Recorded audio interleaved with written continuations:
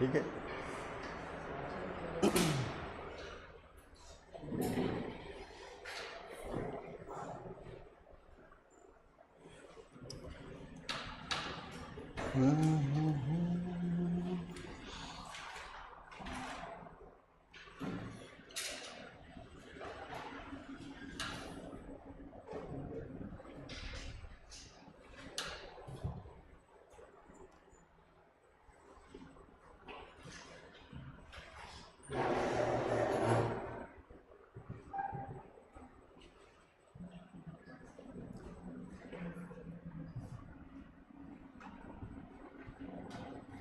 कल कहाँ तक पढ़े थे बच्चे? नगर नियोजन पढ़ रहे थे। किसी को कुछ पूछना है लास्ट क्लास में? समझ में आ रहा है सबको? आप देखे पुराना वीडियो? थोड़ा बच्चा है। सिंधु घाटी से समझ में तो आ रहा होगा। ठीक।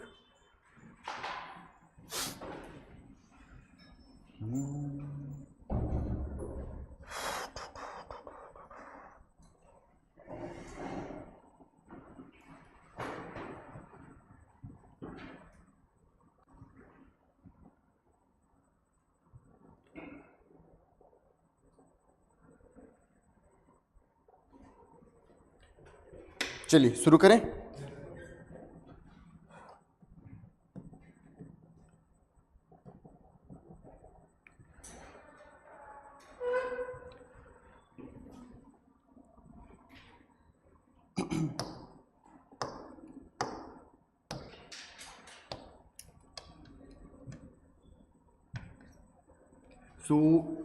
अपन टाउन प्लानिंग पढ़ रहे थे, है ना?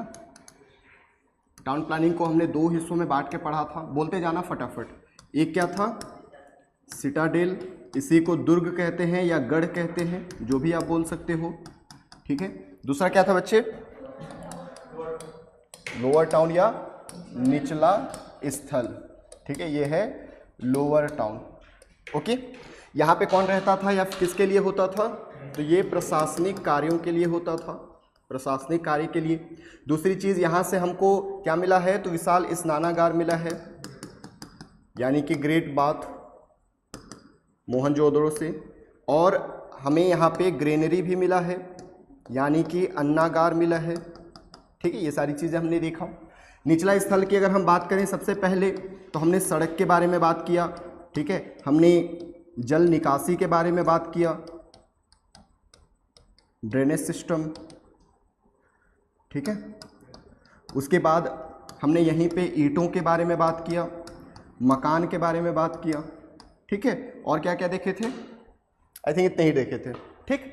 तो सबसे पहली चीज़ हमने ये डिस्कस किया था कि पूर्वी साइड में या वेस्टर्न साइड में आप बोल सकते हो, पश्चिम साइड में आपका सिटाडेल था और पूर्वी साइड में निचला स्थल या लोअर टाउन था।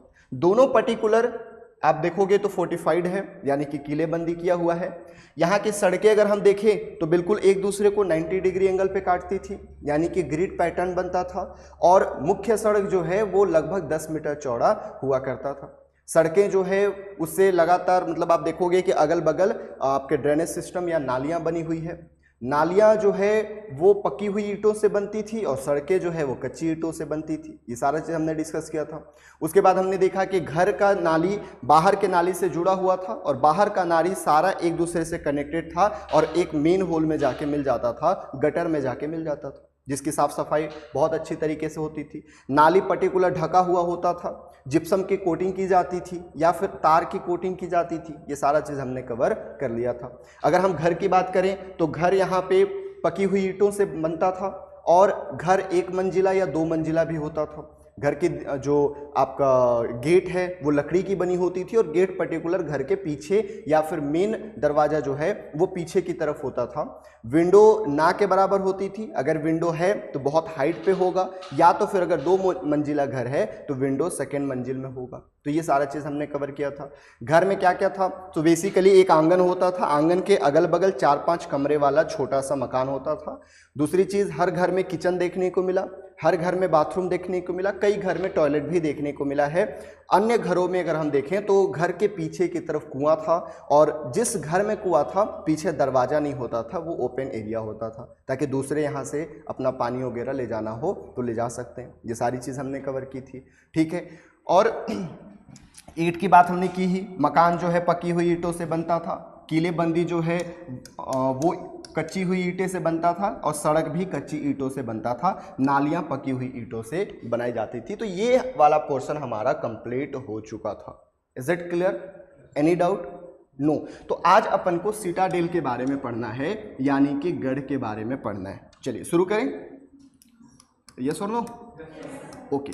लिखना कुछ मत, सब पीपीटी में है, नोट्स में है, आप चाहो तो बाद में लिख सकते हो, बट अभी बिल्कुल ध्यान देना, ठीक है।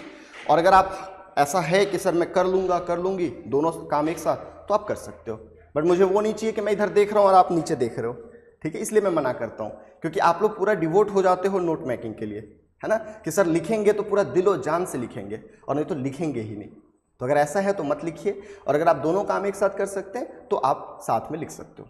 क्लियर है बच्चे? Any doubt? नो।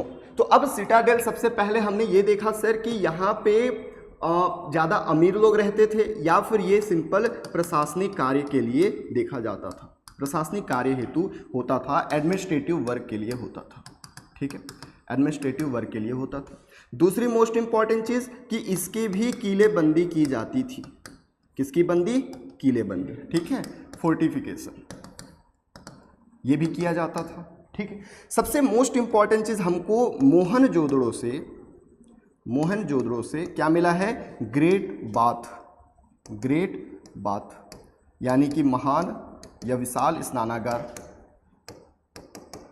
विशाल मेरा वाला नहीं है नाम, ठीक है, विशाल स्नानागार देखने को मिला। अब थोड़ा सा ना इसको डिस्कस कर लेते हैं, क्योंकि इससे क्वेश्चन पूछा हुआ है और मेंस के लिए भी महत्वपूर्ण है। तो सबसे पहले हमको डिस्कस करना है ग्रेट बाथ के बारे में। क्या था सर, कैसे थे, ये सारी चीज़ें हम डिस्कस करने वाले। तो एक चीज़ याद रखना कि ये कुछ इस प्रकार के स्ट्रक्चर हुआ करता था, मॉडर्न स्विमिंग पूल हुआ करता था, जिसके नॉर्थ और साउथ डायरेक्शन में, नॉर्थ और साउथ डायरेक्शन की अगर आप बात करोगे तो यहाँ पे सीढ़ियाँ बनी होती थी। क्या बनी होती थी? सीढ़ियाँ बनी होती थी। इस तरीके से यहाँ पे सीढ़ियाँ बनाई जाती थी, ठीक है। नॉर्थ और साउथ में ये सीढ़ी बनी हुई है।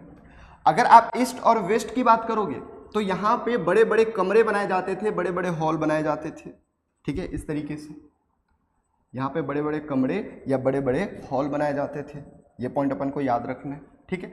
ये कमरे क्यों होते थे? सो बेसिकली यहाँ पे कपड़े वगैरह चेंज करने के लिए ये कमरे बनाए जाते थे, और ये कमरे में बाथरूम भी होता था कि अगर यहाँ से नहीं नहाए हो अच्छे से तो अंदर जाके आप एक बार फिर नहा सकते हो। जैसे अपन बचपन में जाते थे नदी नहाने, और नदी नहाने जाते थे, जिसको नहीं नहाने आता था वो पूरा रेतीला हो जाता था, होता था, तो फिर हम घर में आके फिर नहाते थे, उसके बाद कपड़े चेंज करते थे। तो सेम यही है कि ये पूरा आपका स्विमिंग पूल है, या फिर ये पूरा आपका ग्रेट बाथ है। नॉर्थ और साउथ डायरेक्शन की आप अगर बात करोगे तो ये सीढ़ियाँ बनी हुई है उतरने के लिए, और ईस्ट और वेस्ट की बात करोगे तो यहाँ पे क्या बना हुआ है? तो बड़े बड़े कमरे बने हुए हैं, जिसमें बाथरूम भी बना हुआ था। क्लियर है यहाँ तक? अब मोस्ट इंपॉर्टेंट चीज़, दो चीज़ें याद रखनी है सर आपको। क्या क्या याद रखनी है?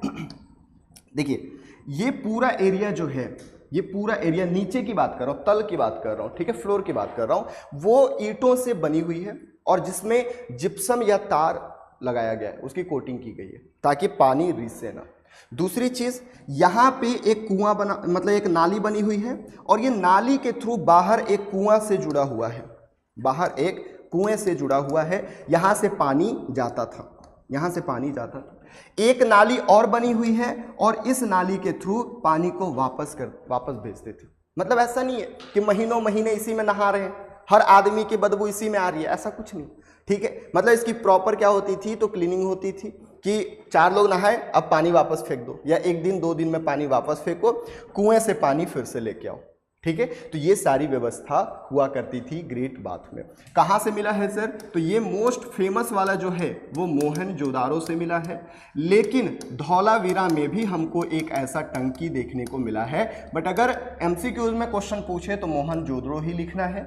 अगर मोहनजोदड़ो के साथ धौलावीरा भी है और ऑप्शन 1, 2, 1, 3 ऐसे पूछ रहा है तो आपको धौलावीरा भी लगाना है। Is it clear? Any doubt in this topic? Running water नहीं था, एक जगह था, लेकिन इसको बार बार साफ किया जाता था कुएं के थ्रू। नहीं, नली था ना, कुआं से नली लगा दिए, यहां से फिर आ गया, फिर नली बंद कर दिए, ठीक है। तो सेम चीज है। रनिंग वाटर नहीं था, स्टॉप वाटर था, बट क्लीनिंग बहुत बेहतरीन होती थी। और किसी को आगे चलें? ठीक है। तो ये हो गया सर, हमने ये देख लिया, हमने किलेबंदी देख ली। किलेबंदी कैसे होता था? तो कच्ची ईंटों से, याद रखना, कच्ची ईंटों की मदद से। हमने मोहनजोदड़ो का ग्रेट बाथ या विशाल स्नानागार भी देख लिया। एक और स्ट्रक्चर हमको यहां से मिला है और वो है ग्रेट ग्रेनरी। ग्रेट ग्रेनरी यानी कि विशाल अन्नागार। विशाल अन्नागार क्या होता था अन्नागार? सो बेसिकली आज के लिए याद रखो कोल्ड स्टोरेज। अच्छा चलिए थोड़ा सा इसको और डिस्कस कर लेते हैं, क्योंकि मेंस का टॉपिक है, थोड़ा अपन को चाहिए, और बेसिकली ये कल्चर का टॉपिक है। तो अभी जो मैं पढ़ा रहा हूँ ये आर्ट एंड कल्चर पढ़ा रहा हूँ, ठीक है। हम हिस्ट्री छोड़ चुके हैं कल से ही, फिर हिस्ट्री पे वापस आऊँगा। तो बेसिकली ऐसा माना जाता है कई इतिहासकारों द्वारा कि ये जो ग्रेट बाथ बनाया गया है, ये जो ग्रेट बाथ बनाया गया है वो आपके रिलीजियस पर्पस के लिए बनाया गया है, यानी कि धार्मिक चीज़ों के लिए या धार्मिक अनुष्ठान के लिए इसका निर्माण किया गया है। अब धार्मिक चीज़ें कैसे? आज भी अगर आप देखोगे तो हर 12 साल में या कुछ साल में हमारा कुंभ मेला लगता है, जिसमें देश के अलग अलग किनारों से, कोनों से लोग जाते हैं, है ना, अपना पाप धोने।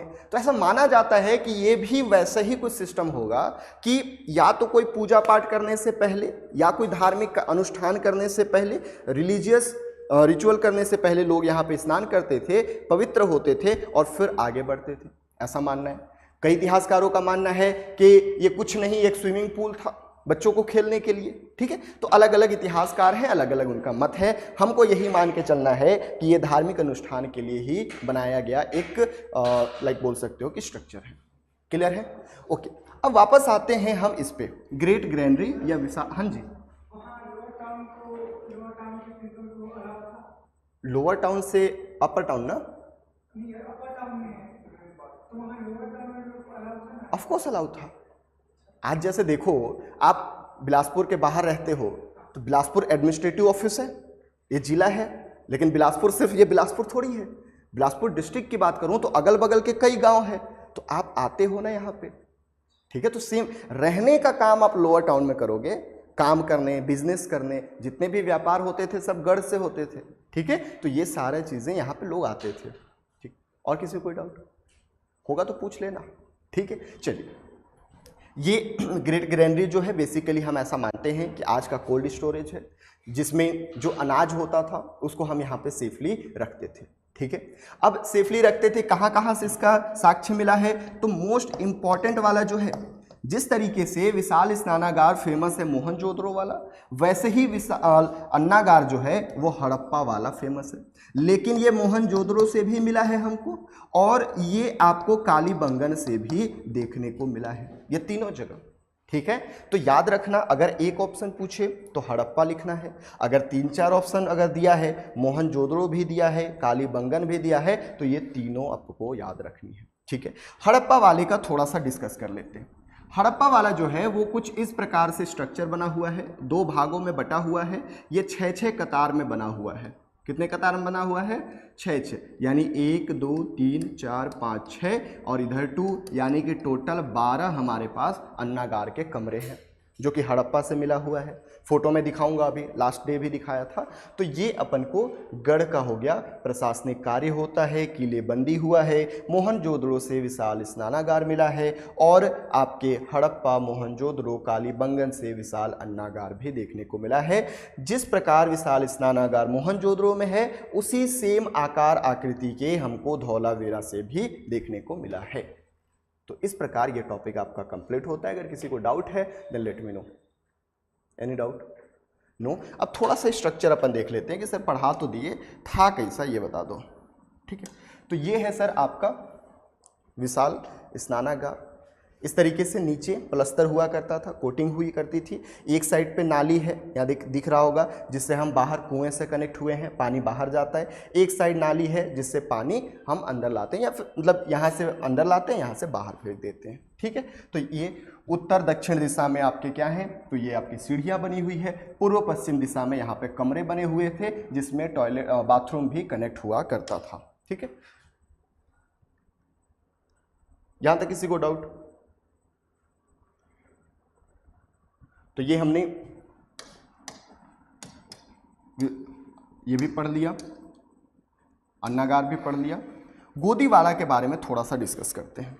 ठीक है, यहीं पे डिस्कस कर लेता हूँ। बेसिकली लोथल से मैंने आपको पहले भी बताया था कि लोथल जो है वो यहाँ पे स्थित है। और लोथल की बात करें तो ये इस प्रकार से टीला में बना हुआ है, यानी लोथल में हमको गढ़ और निचला स्थल नहीं दिखता। लोथल एक प्लेटफॉर्म पे बनाया गया है जिसको 6 अलग अलग हिस्सों में, 6 अलग अलग पार्ट में बांटा गया है। 1 2 3 4 5 6।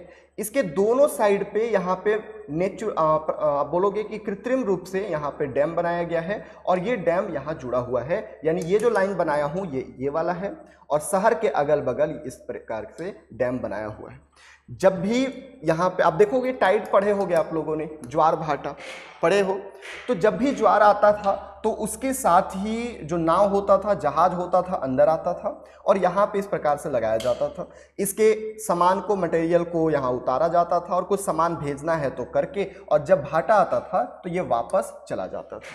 ठीक है, यानी नेचुरल चीज़ों का इस्तेमाल करके ये व्यापार होता था। तो व्यापारिक सेंटर हमको देखने को मिला है कौन सा, तो ये लोथल। लोथल से हमें गोदीवाड़ा, लोथल बैक, आप इसको बंदरगाह भी बोल सकते हो, डॉकयार्ड भी बोल सकते हो, पोर्ट भी बोल सकते हो, कुछ भी वर्ड यूज़ करे, आपको ये चीज़ें याद रखनी है।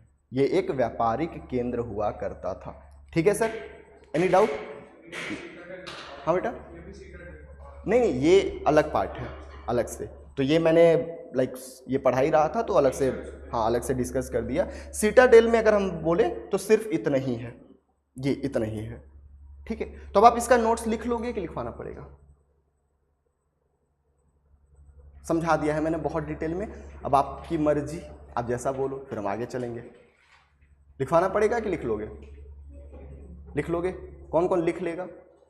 देखो, पीयर प्रेशर में मत बोलना, ठीक है, कि सर लिखवा देते लेकिन अब सब बोल रहे हैं लिख लेंगे तो हम भी हाथ खड़ा कर देते। ऐसा नहीं, लिख लोगे तभी।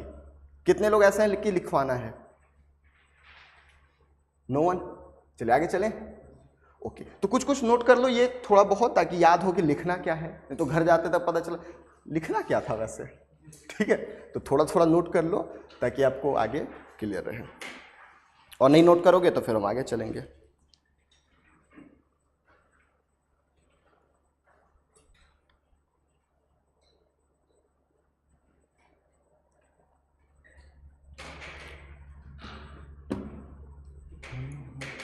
चलें आगे, चलें? अच्छा, नोट कर लो। अब ये कल्चर हो गया, अब वापस आते हैं हिस्ट्री में। हिस्ट्री के 3-4 टॉपिक पढ़ेंगे, फिर जाएंगे कल्चर में। ठीक है, मज़ा आ रहा है ना? कभी कल्चर कभी हिस्ट्री, पता चला बीच में मैं संस्कृत पढ़ाने घुसेड़ दिया। ठीक है,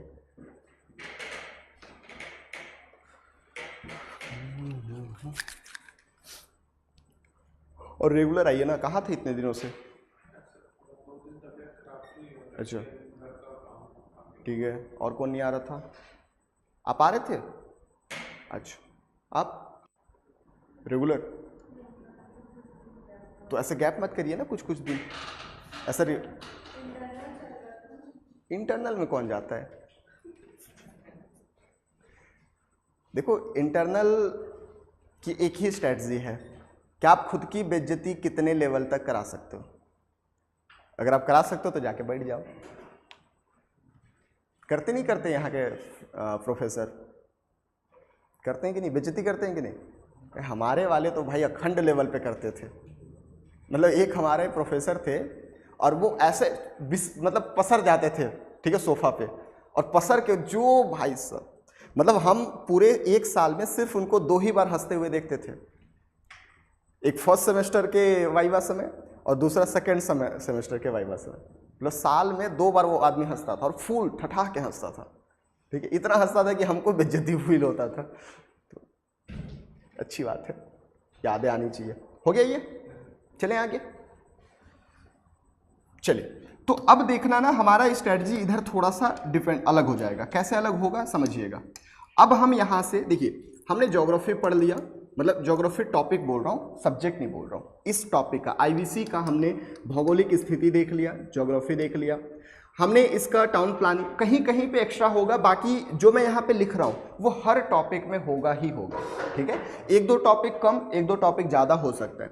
तो अभी अपन को पॉलिटी पढ़नी है, उसके बाद अपन इकोनॉमी पढ़ेंगे कि यहाँ की पॉलिटिकल सिचुएशन कैसा था, पॉलिटिकल स्थिति कैसी थी, राजनीतिक स्थिति कैसी थी, यहाँ का आर्थिक स्थिति कैसा था, यहाँ का सामाजिक स्थिति कैसा था, ठीक है, यहाँ के धार्मिक स्थिति कैसा थी, रिलीजन कैसा था, और अगर पतन हुआ तो पतन क्यों हुआ, अगर डिक्लाइन हुआ है तो डिक्लाइन क्यों हुआ है, और अगर इसका कुछ कल्चर है तो कल्चर भी पढ़ना है।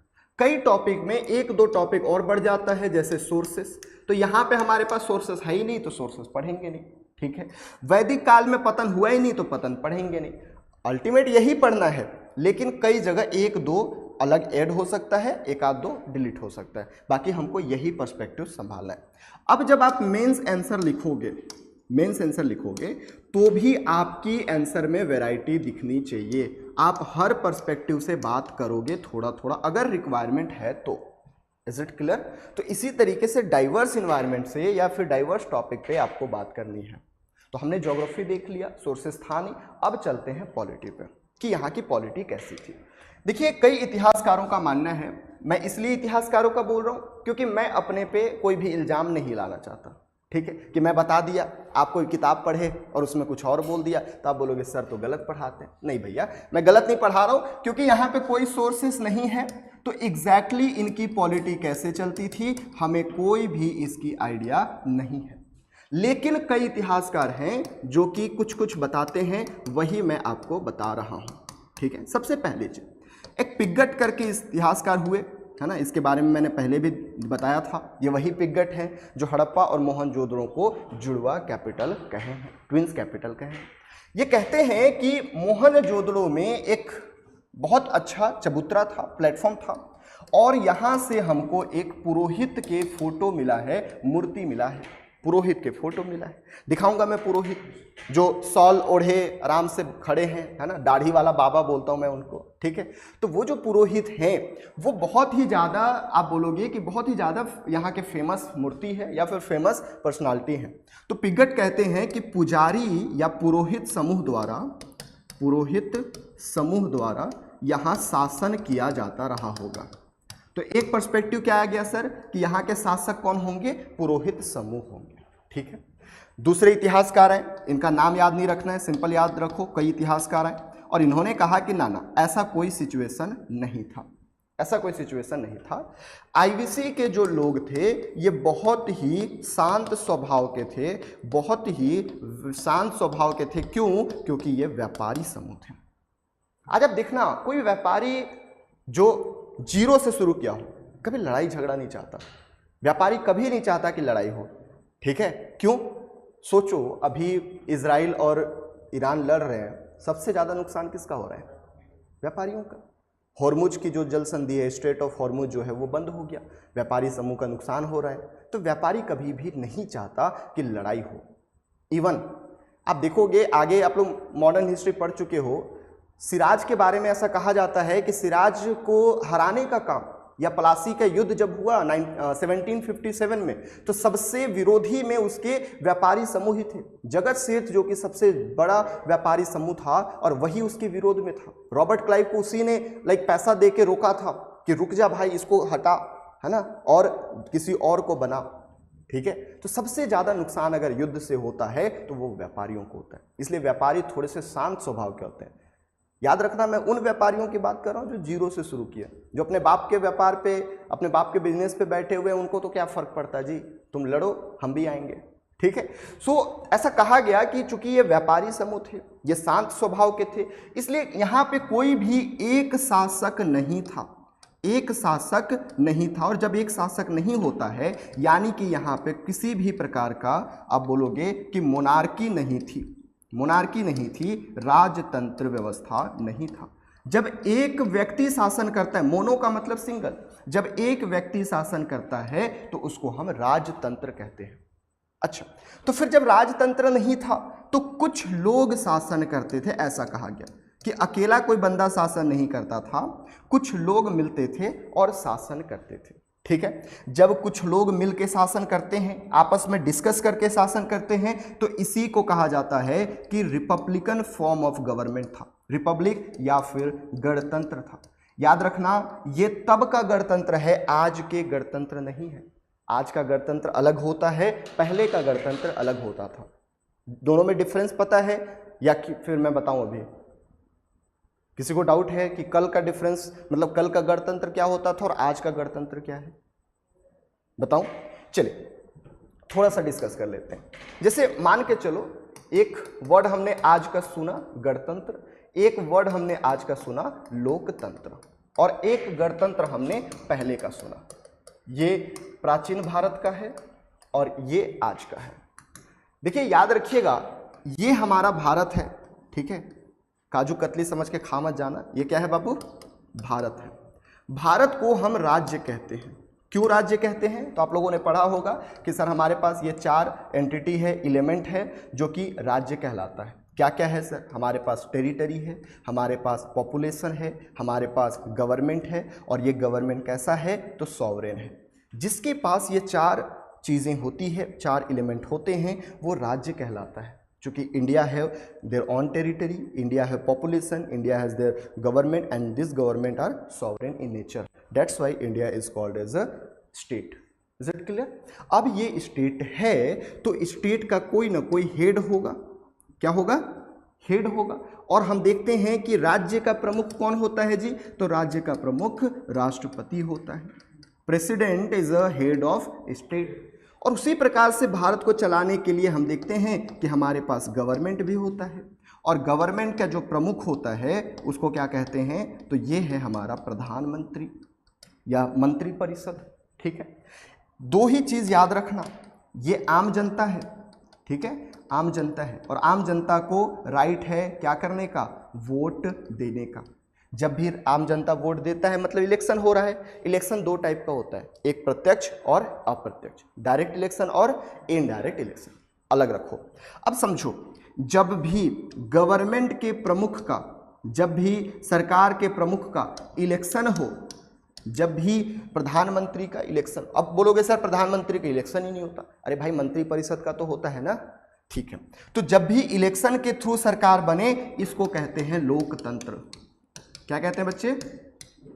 जब भी राज्य के प्रमुख का चुनाव हो, देखिए चुनाव जैसे कैसे भी हो सकता है। आप बोलोगे सर हम राष्ट्रपति के चुनाव में तो भाग ही नहीं लेते, तो भैया अप्रत्यक्ष चुनाव होता है ना, आपके द्वारा चुने गए सांसद और विधायक उनको चुनते हैं। तो जब भी राज्य के प्रमुख का चुनाव होता है, इसको कहते हैं गणतंत्र। ये आज का डेफिनेशन है, ठीक है, कि जब सरकार प्रमुख चुना होता है लोगों के द्वारा तो लोकतंत्र कहलाता है, जब राज्य प्रमुख लोगों के द्वारा चुना जाता है तो इसको गणतंत्र कहते हैं। लेकिन पहले ऐसा नहीं था। प्राचीन भारत में ऐसा था कि कुछ लोगों का समूह होता था, कुछ लोगों का समूह होता था, इसको हम गण संघ कहते थे। क्या कहते थे? गण संघ कहते थे। और ये लोग आपस में मिलके कोई भी निर्णय लेते थे। सबसे मोस्ट इंपॉर्टेंट एग्जाम्पल है वज्जी रिपब्लिक का। आगे हम पढ़ेंगे जब महाजनपद पढ़ेंगे कि वज्जी जो है वो एक ग्रेट, आपका बोल सकते हो कि वहाँ का रिपब्लिक हुआ करता था। कुछ लोगों का समूह है और ये आपस में मिलते थे और डिसाइड करते थे। यही है गणतंत्र जो कि हमको यहाँ पे देखना है। तो कई इतिहासकारों का मानना है कि कोई एक सिंगल शासक नहीं था, मोनार्की नहीं थी, राजतंत्र नहीं था, कई लोग आपस में समूह में रहते थे और वो क्या करते थे? डिसीजन लेते थे, इसको गणतंत्र कहते। अब ये जो समूह है ये बेसिकली व्यापारी समूह था, और व्यापारी पैसे वाले होते हैं। तो जब भी किसी पैसे वाले इंसान द्वारा, जब भी कोई बड़े इंसान द्वारा, पैसे वाले इंसान द्वारा शासन किया जाता है, इसको कहा जाता है कुलीन तंत्र, एरिस्टोक्रेसी। क्या कहते हैं बेटा? अरिस्टोक्रेसी या कुलीन तंत्र। तो इतिहासकारों का मानना है कि मोनार्की नहीं था, रिपब्लिक हो सकता है या फिर कुलीन तंत्र हो सकता है, व्यापारी समूह द्वारा या कुछ समूहों द्वारा शासन किया जाता होगा। वाई आई एम सेइंग होगा, क्योंकि कोई आइडिया नहीं है। Is it clear? अब एक चीज हमको यहां से अभी जो हमने टॉपिक पढ़ा उससे हमको समझ में आता है। क्या सर समझ में आता है? हमने अभी टाउन प्लानिंग पढ़ी ना? अरे यस और नो? टाउन प्लानिंग में हमने देखा कि जो ईंटें हैं वो समान आकार और आकृति के हैं, ठीक है। जितने भी ब्रिक्स हैं वो सेम आप बोल सकते हो कि आकार और आकृति समान है सबका, ठीक है। अब दूसरी चीजें, अगर हम नगर की बात करें, सारा नगर बटा हुआ है, एक्सेप्शन छोड़ दे तो सारा नगर बटा हुआ है सिटाडेल और लोअर टाउन में। यहाँ की सड़कें बिल्कुल समरूपता है, यहाँ के मकान समरूपता है, यानी इक्वल दिखता है। ये सारा चीज़ कहीं ना कहीं समान है। इसका मतलब कोई तो एक इंसान होगा, कोई तो एक संस्था होगी जो कि इन सबको क्या कर रहा है? गाइड कर रहा है। बोलो यस और नो? कोई तो होगा ना। सोचो हम आप पे छोड़ दे कि आप अपना नोट्स बना लीजिए अपने से, तो हर बच्चे का नोट्स अलग अलग लैंग्वेज में होगा, लेकिन मैं बोलूं कि मैं जो बोल रहा हूं वही लिखना है, तो सबका समान होगा कि नहीं? यानी कोई तो एक अपर संस्था है, या तो वो टीचर हो सकता है या तो फिर वो इंस्टीट्यूट हो सकता है कि इंस्टीट्यूट ने आपको एक नोट्स दे दिया जो कि मेरा ही नोट्स है, उसी को मैं पढ़ाता हूं, तो आप सबके नोट्स समान होंगे। तो हमें नहीं पता कि पुरोहित समूह द्वारा शासन किया जाता था, कि राजतंत्र द्वारा शासन किया जाता था, गणतंत्र द्वारा या कुलीन तंत्र के द्वारा, लेकिन हाँ ये चीज कंफर्म है कि कोई ना कोई केंद्रीकृत सत्ता थी, कोई ना कोई सेंट्रलाइज्ड अथॉरिटी था, सेंट्रलाइज्ड अथॉरिटी हुआ करता था। केंद्रीकृत का मतलब होता है बच्चे सारा पावर एक हाथ में हो, इसको बोलते हैं सेंट्रलाइज्ड पावर, केंद्रीकृत शक्ति। जब शक्ति को एक हाथ से नीचे अलग अलग हाथों में दे दिया जाता है, इसको बोलते हैं डिसेंट्रलाइज। आज की अगर हम बात करें तो आज डिसेंट्रलाइजेशन चलता है कि हमने एक हाथ से पावर लिया, अलग अलग प्रांतों को दे दिया, अलग अलग प्रोविंस को दे दिया, that is known as a state government. State government से पावर लिया हमने, अलग अलग पंचायत और नगर पालिका को दे दिया, that is known as lower, या फिर आप बोल सकते हो लोअर गवर्नमेंट, स्थानीय सरकार। बात समझ में आ रही है?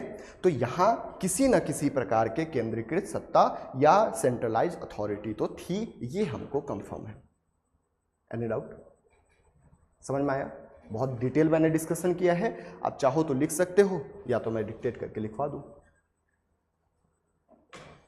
जैसी आपकी मर्जी। मैंने समझाने के लिए बहुत बेहतरीन समझाया, मतलब ऐसा लग रहा है मेरे को, बाकी आप ही बताओगे, ठीक है। अब लिखने के लिए लिख लीजिए, बोलोगे तो मैं बोल के लिखवा दूंगा, नहीं तो आप खुद ही लिख लो।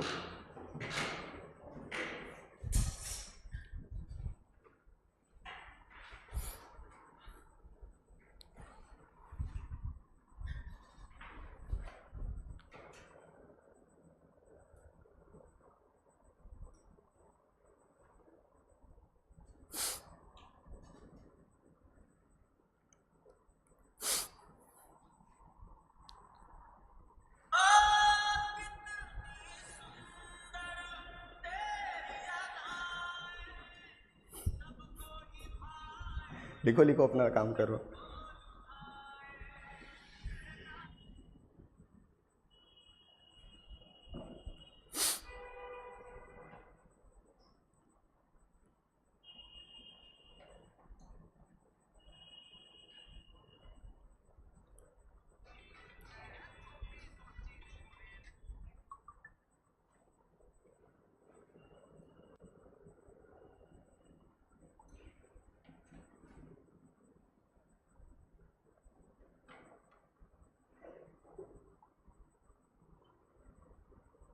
हो गया?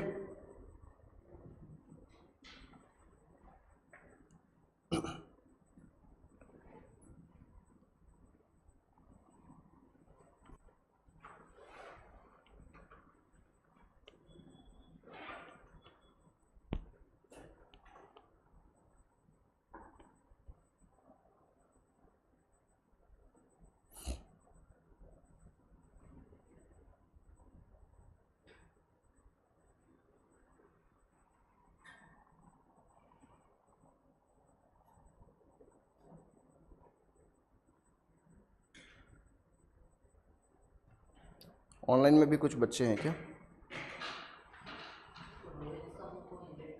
हाँ जी,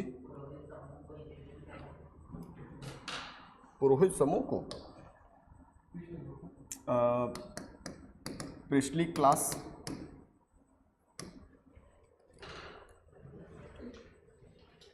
ऑनलाइन में कोई है क्या जुड़ा हुआ?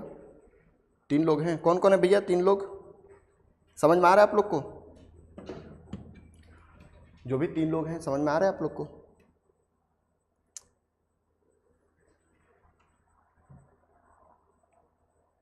हो जाए तो बताइएगा, आगे चलेंगे। हो गया? पक्का? लिख लिए? क्या क्या लिखे? सब लिख लिए? ठीक। आकांक्षा, अच्छा, और कौन कौन है भैया? चलो, कोई डाउट होगा तो बता देना, है ना? लाइव चल रहा है मेरे में।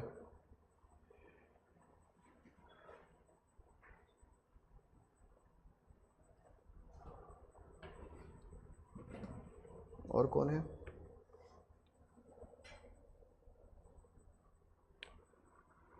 अच्छा, श्रुतिका भी ऑनलाइन ही देख रही है। आप लोग ऑफलाइन तो आते नहीं हो, ऑनलाइन देखते रहते हो बस। तो ये हमारा पॉलिटी हो गया कंप्लीट। अब क्या पढ़ना है? इकोनॉमी। चलो टॉपिक डालो।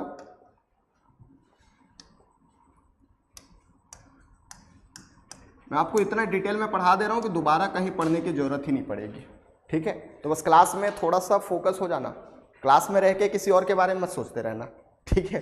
ये तो हो जाएगा कल्याण फिर। Economy during Indus valley civilisation, Sindhu घाटी सभ्यता के दौरान आर्थिक स्थिति।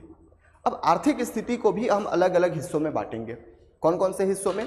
तो सबसे पहले हम डिस्कस करेंगे यहाँ के कृषि के बारे में, यानी कि एग्रीकल्चर के बारे में, एग्रीकल्चर के बारे में, ठीक है? उसके बाद हम पशुपालन के बारे में बात करेंगे।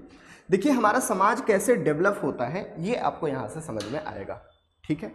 जैसे आपका, अगर मैं बोलूँ कि सर आपका फर्स्ट प्लान क्या है या प्लान ए क्या है, आप बोलते हो ना कि ये हमारा सर प्लान ए है, ठीक है सर, हमारा प्लान बी है, किसी किसी का प्लान सी भी होता है, ठीक है, और किसी किसी का प्लान डी भी होता है कि या तो ये या तो ये या तो ये, कुछ भी कर लेंगे सर, ठीक है? प्लान ए क्या है? तो ये यूपीएससी दिलाना है।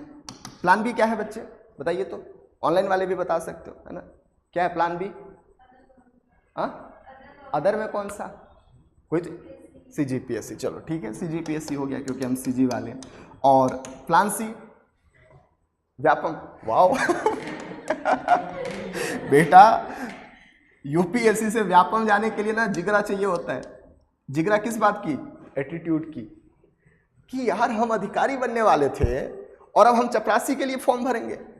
मतलब चपरासी in the sense group C, group, मतलब चपरासी नहीं बोल रहा हूँ, बट ग्रुप ए, ठीक है? सीधे भाई साहब देश की नीति निर्माण कर रहे हैं हम, है ना? और यहाँ पे फाइल लेके चल रहे हैं ये कलेक्टर साहब, तो आने में थोड़ा दिक्कत होता है। बट एनीवे, प्लान सी अगर आपको बोलना ही था तो आप ये बोल सकते हो कि सर हम नेट जेआरएफ करके प्रोफेसर बन जाएंगे। और मैं तो बोलता हूँ ये करना ही चाहिए हर इंसान को। एटलीस्ट आप जिस भी सब्जेक्ट में अपना ऑप्शनल लेके चले हो, इसमें आप जल्दी से जल्दी मास्टर कर लो, और मास्टर करने के बाद सिंपल सा नीट एग्जाम दो और आपका ऐसे ही क्वालिफाई हो जाएगा, क्योंकि आपने उतना डेप्थ में पढ़ चुका होगा। बात समझ में आ रही है? तो मैं तो बोलता हूँ कर ही लो। जिस कितने लोग का मास्टर हो चुका है? 1। और बाकी लोग क्या कर रहे हो? कर लो भाई, डाल दो कहीं से, 20-25 हज़ार रुपये साल का लगेगा, बस एग्जाम दिलाने चले जाना, कोई पढ़ने की भी जरूरत नहीं है, झंझट, सारा तो पढ़ चुके हैं, ठीक है? तो ये कर लेना कम से कम। तो जैसे इनका plan A, plan B, plan C है, वैसे ही इनकी भी तो प्लानिंग होगी ना। ज़्यादा फोकस आप क्या इसमें कर रहे हो कि इसमें कर रहे हो? इसमें ना। और अगर ये नहीं हुआ तब इसमें जाओगे ना। तो ऐसे ही इनकी भी सिचुएशन थी। ये इनका प्रथम क्या उसको बोलते हैं, व्यवसाय, हाँ, फर्स्ट ऑक्यूपेशन, ये इनका फर्स्ट ऑक्यूपेशन था कि ज्यादा फोकस भैया एग्रीकल्चर में करना है। लेकिन अगर एग्रीकल्चर में फायदा नहीं हो रहा है तो सेकेंड ऑक्यूपेशन इनका हम आगे पढ़ेंगे कि ये पशुपालन था। क्या था बच्चे? पशुपालन था। लेकिन फर्स्ट ऑक्यूपेशन क्या है? कृषि है, एग्रीकल्चर है, कि ज्यादा से ज्यादा हमको फायदा कहाँ करना है? एग्रीकल्चर। दूसरी मोस्ट इंपॉर्टेंट चीज मैंने आपको पहले भी डिस्कस किया था और बताया था कि आगे हम प्रॉपर डिस्कस करेंगे, लेकिन वहां पे हम सूची बनाए थे। ठीक है, ये लोग कैसा खेती करते थे? तो द्विफसलीय खेती करते थे। कैसा खेती करते थे? तो ये बोल सकते हो कि साल में 2 बार खेती करते या 2 फसल का खेती करते थे। मैंने आपको समझाया भी था कि जैसे आप धान की बुनाई कर रहे हो तो धान के साथ मक्का लगा दिए, गेहूं की बुनाई कर रहे हो तो गेहूं के साथ सरसों लगा दिए, कि अगर एक खराब भी हो गया तो हमारे पास एटलीस्ट ये तो रहेगा। आज हमारे पास बहुत सारे ऑप्शन है कि हम कुछ भी खा सकते हैं, पहले तो ऐसा नहीं था। जो खेती हुई उसी को हमको खाना है। क्या क्या इन लोग उगाते थे तो इसके बारे में थोड़ा सा डिस्कस कर लेते हैं। तो गेहूं तो उगाते ही थे, वीट, जौ उगाते थे, बार्ले, मटर उगाते थे, पी, ठीक है, सरसों उगाते थे, सीसमम, ठीक है, सरसों हो गया।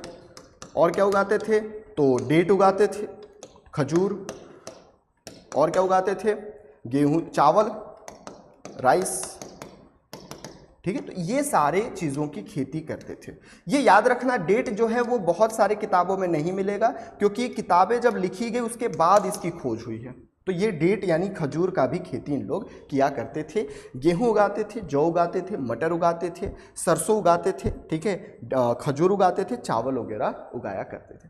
अब मोस्ट इंपॉर्टेंट चीज़ ना, ध्यान से इधर समझिएगा कि चावल की साक्ष्य हमको ज़्यादातर नहीं मिला है। ज़्यादातर साक्ष्य हमको वीट और बार्ले का मिला है, ठीक है। वीट और बार्ले का साक्ष्य जो है, एविडेंस है, वो बहुत ज़्यादा मिला है, लेकिन राइस के एविडेंस हमको उतने नहीं मिले। राइस के एविडेंस सिर्फ और सिर्फ हमको यहाँ से, ये गुजरात वाले एरिया से मिला है, गुजरात के वो भी काठियावाड़ से। कौन कौन सा? तो एक रंगपुर जगह है जी, कौन सा जगह है? रंगपुर जगह है, एक लोथल जगह है, और कई किताबों में ऐसा मिलता है कि सुरकोतड़ा से भी हमको इसके साक्ष्य मिलते हैं। और ऐसा माना जाता है कि रंगपुर, लोथल और सुरकोतड़ा, ये जो है इसको हम राइस ट्रायंगल के नाम से जानते हैं। क्या के नाम से जानते हैं? राइस ट्रायंगल या चावल त्रिभुज के नाम से हम इसको जानते हैं, क्योंकि ये वही 3 जगह हैं जहां से हमको चावल के साक्ष्य मिले हैं। अच्छा, एक चीज तो हम यहां डिस्कस करना छोड़ ही दिए, और वो है कपास। क्या बोलते हैं इसको इंग्लिश में? कॉटन। कॉटन बहुत जरूरी है इनके लिए। और याद रखना, कॉटन जो है ये नेटिव प्लांटेशन है। Sir, what is meaning of native plantation? Native plantation का मतलब होता है कि जो कहीं बाहर से नहीं आया, इसकी शुरुआत हमने ही किया है, ठीक है। और यही कारण है कि सिंधु घाटी सभ्यता के लोगों को सिंडोन कहा जाता था। क्या कहा जाता था? सिंडोन कहा जाता था। बात समझ में आ रही है? क्यों? क्योंकि सर हम कपास की खेती करते थे, कपास हमारा नेटिव प्लेस है, नेटिव प्लांटेशन है, और इसीलिए मेलुहा के लोग मेसोपोटामिया के लोग, सुमेरियन लोग हमको सिंडोन, या बाहरी लोग हमको सिंडोन कहा करते थे। तो इसकी खेती हम करते थे। अब खेती के लिए क्या क्या महत्वपूर्ण था? तो खेती के लिए सबसे महत्वपूर्ण होता है जी हल। तो हल हमको साक्ष्य मिले हैं क्या? हल के साक्ष्य हमको नहीं मिले हैं, लेकिन हल के टेराकोटा का साक्ष्य मिला है। किसका साक्ष्य मिला है? टेराकोटा का साक्ष्य मिला है। और ये टेराकोटा क्या होता है? तो खिलौने होते हैं, बेसिकली मिट्टी के, क्ले के खिलौने होते हैं, इसको हम टेराकोटा कहते हैं। तो ऐसा माना जाता है कि इन लोग लकड़ी के हल का, लकड़ी के फाल का मतलब होता है लाइक आप कुदाल कह सकते हो, तो ये सब हम लोग लकड़ी का ही इस्तेमाल किया करते थे। इसको हर जोतने के लिए बैल का इस्तेमाल करते थे, ये भी पॉइंट याद रखिएगा, आगे पशुपालन में याद रखेंगे। मोस्ट इंपॉर्टेंट चीज कि हमने सोरतुघई के बारे में देखा था। सोरतुघई कहाँ है? तो ये जब हम साइट्स पढ़ रहे थे तो मैंने आपको अफगानिस्तान में पढ़ाया था। सोरतुघई से हमको नहर के साक्ष्य देखने को मिला है, लेकिन बाहरी कहीं से भी हमको नहर के साक्ष्य नहीं मिला है। सिर्फ और सिर्फ एक ही प्लेस है जहां से हमको नहर के साक्ष्य देखने को मिला है। कौन सा जगह है वो? सोरतुघई। तो इतने सारे पर्सपेक्टिव से हमने बात कर लिया। क्या क्या? चलिए एक बार रिवाइज कर लेते हैं कि सर इनकी आर्थिक स्थिति डिपेंडेंट थी एग्रीकल्चर पे, कृषि पे। इनका फर्स्ट ऑक्यूपेशन क्या था? वो एग्रीकल्चर था। ये द्विफसलीय खेती करते थे, साल में 2 बार या एक साथ 2 खेती लगाया करते थे। क्या क्या बुनते थे? तो वीट है, बार्ले है, पी है, सिसमम है, डेट है, राइस है, इन सब की खेती किया करते थे। गेहूं और जौ सबसे ज़्यादा, और चावल जो है सिर्फ रंगपुर, लोथल और सुरकोतड़ा से मिला है, इसलिए इसको राइस ट्रायंगल के नाम से भी जाना जाता है। मोस्ट इम्पॉर्टेंट इनकी कपास खेती हुआ करती थी और यही कारण है कि इसको हम इस एरिया को, इस पूरी पर्टिकुलर एरिया को सिंडोन के नाम से जानते हैं। ठीक है, कपास की खेती हमारी नेटिव प्लांटेशन है, यानी भारत से ही इसकी ओरिजिनेट हुआ है, भारत से ही स्टार्ट हुआ है। हल के कोई भी साक्ष्य नहीं मिला, फाल के कोई भी साक्ष्य नहीं मिला, हालांकि इसके टेराकोटा के साक्ष्य हमको देखने को मिला है। तो ऐसा माना जाता है कि ये लकड़ी का फाल, लकड़ी का हल यानी लकड़ी का प्लग यूज किया करते थे। ठीक है, दूसरी चीज सोरतुघई से हमको नहर के भी साक्ष्य मिले हैं। तो ये सारी चीजें हमको याद रखनी है। Is it clear? तो हमने एक सब टॉपिक एग्रीकल्चर कर लिया। अगर यहाँ तक किसी को डाउट है तो पूछिए। ऑनलाइन वाले किसी को डाउट भैया? अच्छा एग्ज़ाम है बेटा, ठीक है, ओके, कोई बात नहीं। किसी को यहाँ तक डाउट है तो पूछिए।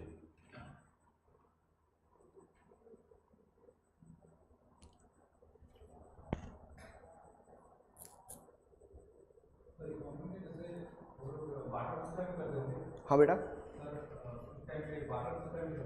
हाँ बाटर सिस्टम ही चल रहा है व्यापार के लिए। जब हम सील पढ़ेंगे तो डिस्कस करूंगा। अभी के लिए याद रखिए कि वो आज जैसे सील हम इस्तेमाल करते हैं ना for the ceiling purpose, same वो लोग भी इस्तेमाल करते थे। ठीक है, सील का इस्तेमाल व्यापार के लिए किया जाता था। आगे पढ़ाऊंगा, ताबीज़ वगैरह के रूप में भी पहनते थे। ठीक, तो अभी जिस टॉपिक पे है वहाँ से डाउट पूछिए। डोंट वरी, जिस दिन बोलूँगा ना सिंधु घाटी सभ्यता खत्म, मतलब खत्म हो जाएगा।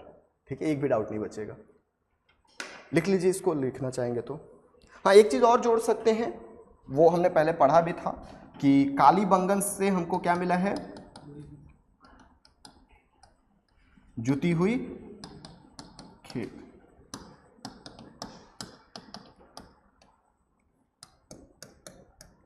Plugged field was found from Kalibangan.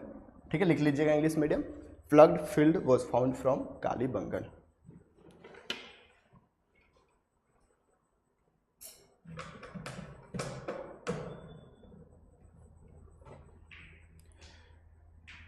Sir आपने कहा था कि चावल के साक्ष्य सिर्फ 2 जगह से मिला है। हाँ जी, तो मैं तो अभी भी बोल रहा हूँ, आप शायद ध्यान से सुने नहीं आकांक्षा बेटा। मैंने ये बोला कि चावल के साक्ष्य रंगपुर और लोथल से मिला है, लेकिन मैंने ये भी बोला कि कई इतिहासकारों द्वारा कहना है या कई किताबों में सुरकोतरा भी मिलता है। मैंने प्रॉपर ये वर्ड यूज़ किया था। आप मेरी खासकर इस वाले एरिया में सिंधु घाटी सभ्यता के टॉपिक में मेरे हर एक बात को ध्यान से समझिए, क्योंकि मेरे हर एक बात से आपका डेटा या फिर आपके फैक्ट अलग हो जाएंगे। मैंने यही बोला था कि चावल के साक्ष्य रंगपुर और लोथल से मिला है, लेकिन कई इतिहासकारों और कई किताब में सुरकोतरा भी दिया गया है। ठीक है, तो आपको सारी किताबों का सार दे रहा हूँ मैं एक ही जगह, आपको कोई किताब अलग से पढ़ने की जरूरत नहीं है, सिर्फ एनसीईआरटी पढ़िए। ठीक है, इसीलिए मैं बोलता हूँ, क्योंकि जितने भी स्टैंडर्ड किताब हैं जिसमें कुछ एक्स्ट्रा दिया गया, सब चीज़ मेरे नोट्स में आपको इंक्लूड मिलेगा। ठीक है, तो ये चीज़ें याद रखिएगा, है ना। चलिए, और किसी को कोई डाउट?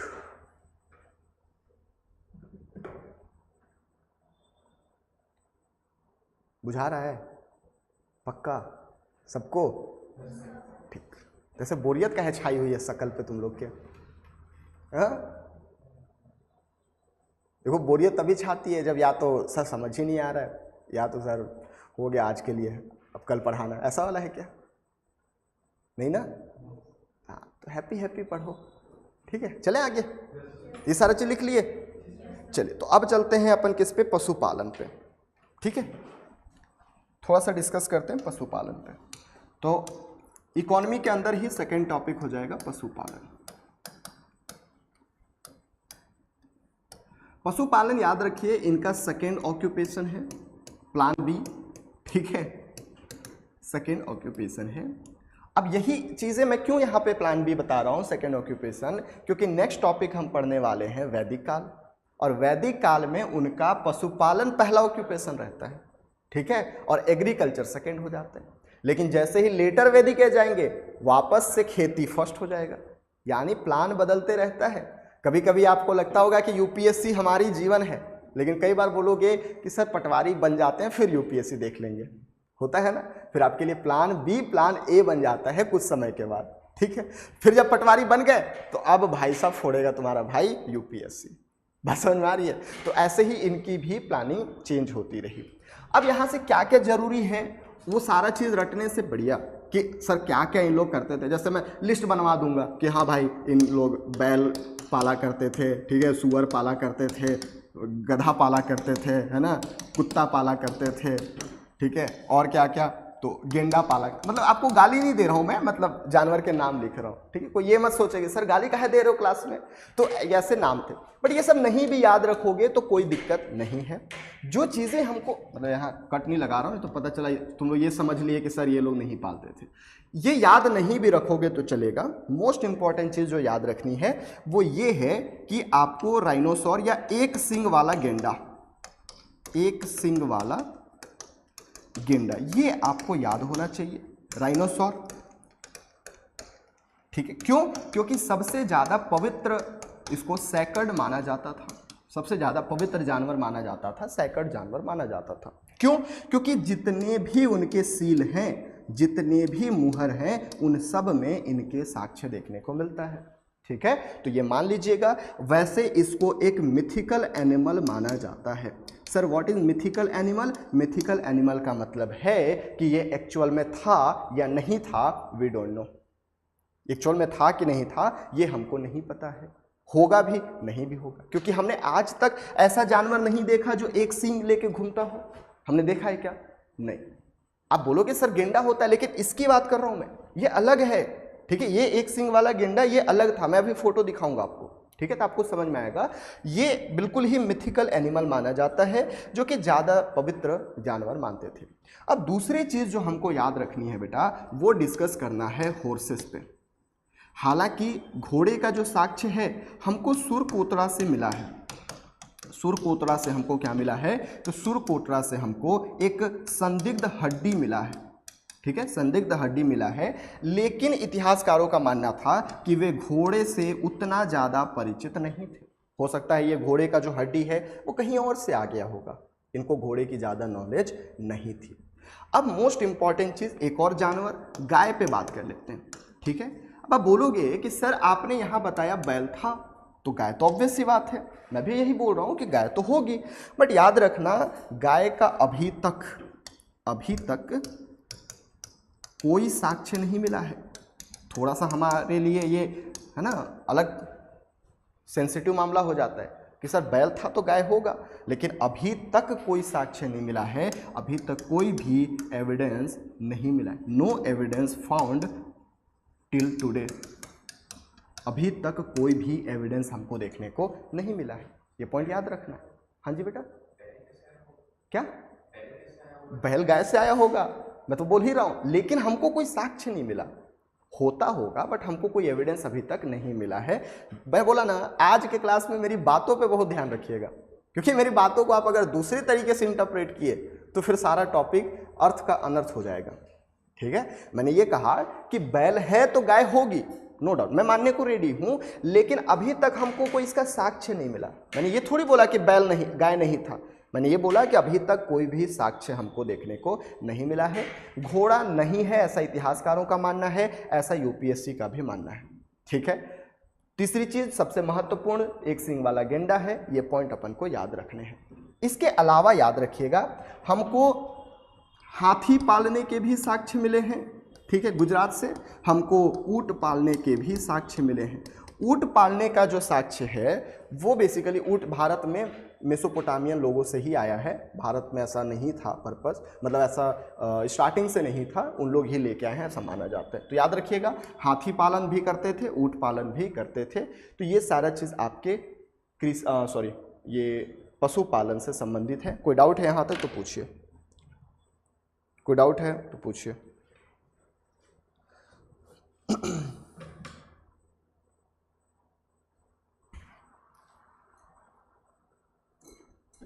किसी को कोई दिक्कत? इसको याद रखना है, इसको यूनिकॉर्न जानवर बोलते हैं, यूनिकॉर्न एनिमल।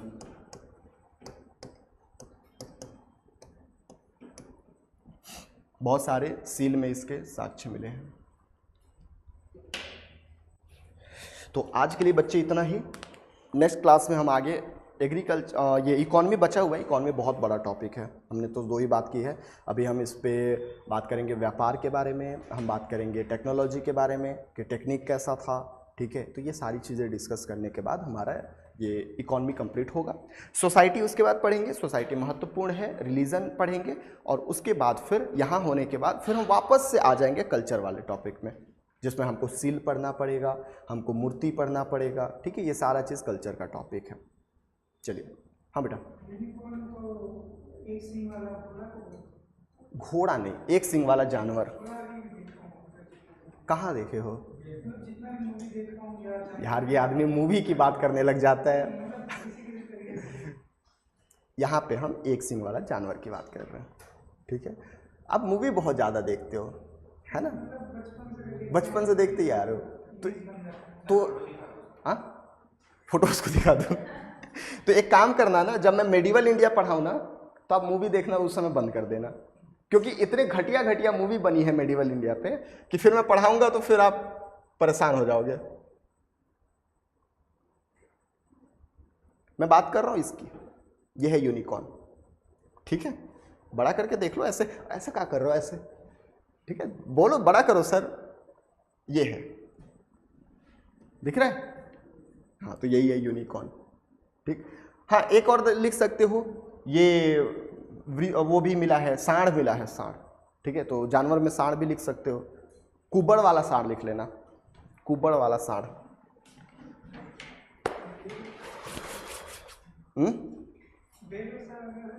अरे बैल मतलब बैल बुद्धि, सांड मतलब, ये तो कॉमन चीज है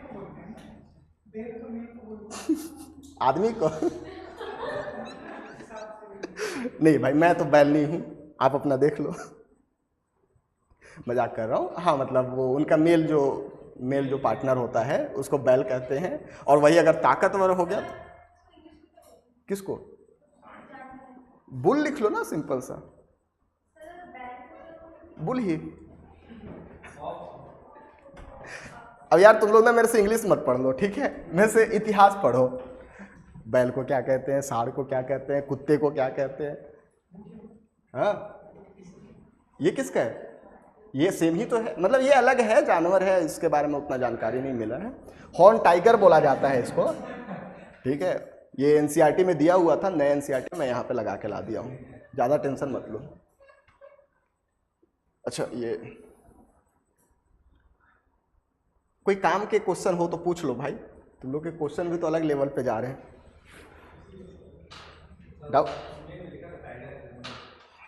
हाँ, तो टाइगर पता था ना, मैं कब बोला टाइगर नहीं पता था?